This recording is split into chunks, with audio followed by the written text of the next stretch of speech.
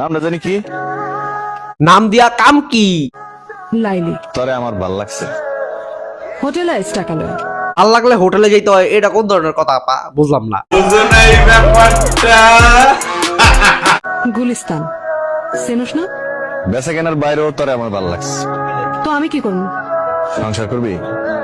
ওই হোটেলে গতর বেশি আমি। গতর, এই গতর এটার মানে কি? বাংলা কি এটা? কি এটাই বাংলা? আমি তো ঠিক জানি না। হোটেলের কাছে ছেড়ে দিবি? তাতে চলবো তোর?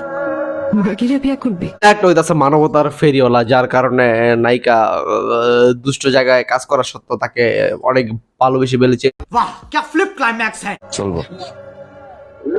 চিন্তা করে দেখ, চিন্তা করে দেখ, তার মাধ্যমে যে একজন সে মহান ব্যক্তি এটা প্রতিফলিত হয়েছে।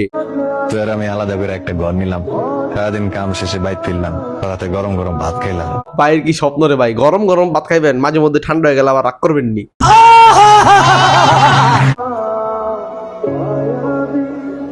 সংসার করবি? লজ্জা পাইছে নায়িকা, লজ্জা পাইছে। কিছু পাওনাটা আছে, এগুলা লয়া আজকে কাম সারা দিব। না লইলে হয় না।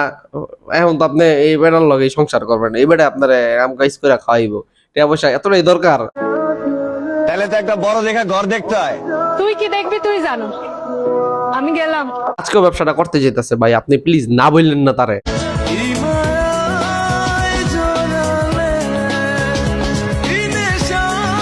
আগের দিনের বাংলা ছবি নতুন ধরে তা আবার মাইয়া হয়ে গেছে, বাহ চমৎকার। এটা শুনে অনেক ভাল লাগছে। এই ওরে কেউ একটা নোবেল সুরে মার।